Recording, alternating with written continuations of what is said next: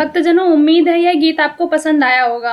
कृपया इसको दोस्तों और रिलेटिव के साथ शेयर करें। अगर आपको किसी भजन पर प्रस्तुति चाहिए तो कमेंट करें। हम आपके लिए इस चैनल पर उस भजन को प्रस्तुत करने का प्रयास करेंगे।